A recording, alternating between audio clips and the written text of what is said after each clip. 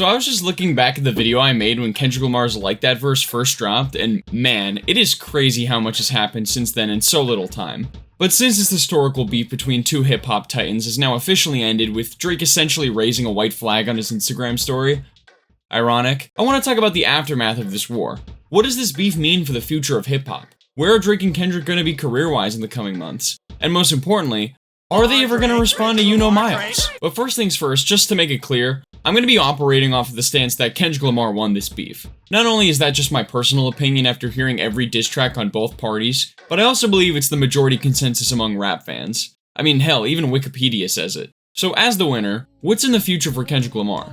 Well, I'm going to start off with maybe a little bit of a hot take, but I think that despite being the victor, Kendrick overall has suffered a net negative career-wise. I mean, for one, even with how well he was able to erode the credibility of Drake's claims in his disses, Drake did manage to plant the allegation of wife-beater to Kendrick's name forever.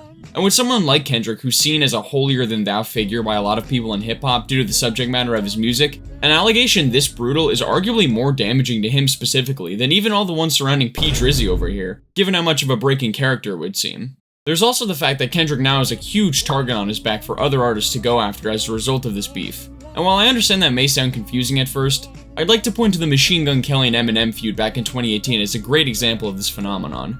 Even with Eminem absolutely obliterating MGK with Killshot, the fact that he even responded at all made him seem vulnerable to even more disses, as we saw from Nick Cannon, Lord Jamar, and even rap legend Melly Mel. And with this same outcome for Kendrick, who's to say that we won't see an up-and-coming rap phenom challenge him in the future?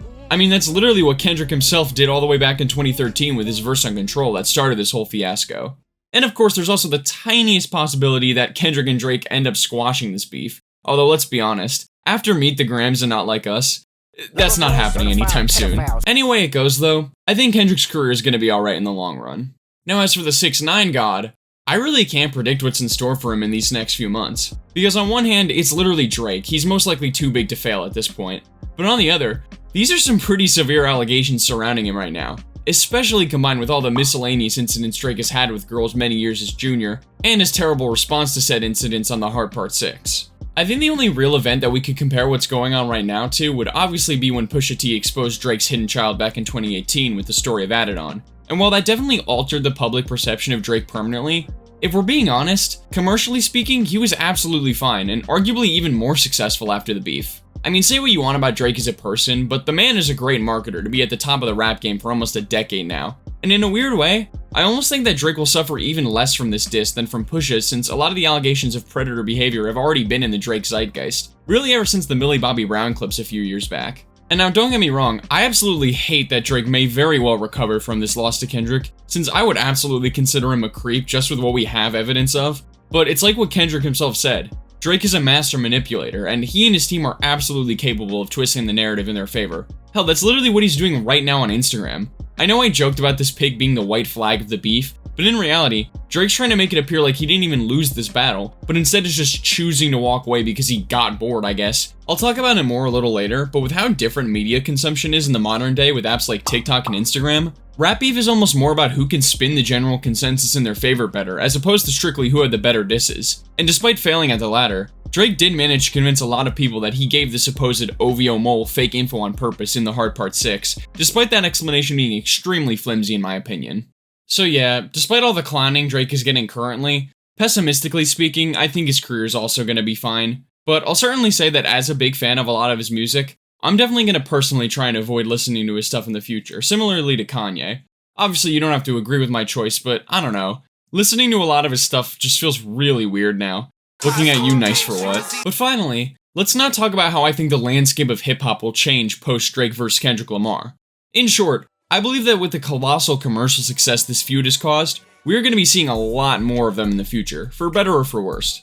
Now granted, stirring the pot has always been a great way to get attention onto yourself, as we've seen from the likes of 6ix9ine, Soulja Boy, and my arch nemesis Lil Mabu, but 2024 has already seen a tremendous rise in diss tracks, many of which are indirectly a result of Drake and Kendrick. You've got the Megan Thee Stallion and Nicki Minaj beef that ignited a while back with Nicki's track Bigfoot, then of course the quote-unquote undercard for Drake vs. Kendrick with Chris Brown and Quavo's beef. Hell, even Gucci Mane created a diss track against the Diddler recently. And like I mentioned earlier, with how powerful of a tool social media has become to promote conflict, it seems like the stars have aligned to make diss tracks the future of hip-hop.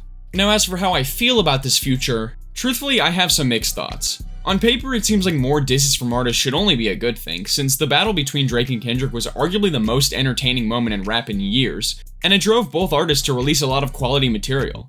But I'd be lying if I said I wasn't pretty fatigued from all this beef, especially considering how dark the subject matter got in the latter half of it. And as much as I did enjoy the battle, I highly doubt that any future feuds will live up to it in terms of sheer spectacle, especially if they're going to be as abundant as I expect them to be.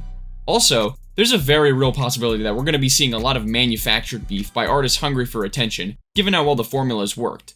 Actually, come to think of it, I'm literally just describing what Jake and Logan Paul did back in 2017. They were 7 years ahead of the curve. All jokes aside though, I really can't say what exactly will happen to rap as a result of this monumental feud, but I think it is definitely safe to say that Drake vs. Kendrick Lamar has changed the trajectory of the genre forever. So yeah, those are my initial thoughts on the aftermath of Drake vs. Kendrick Lamar.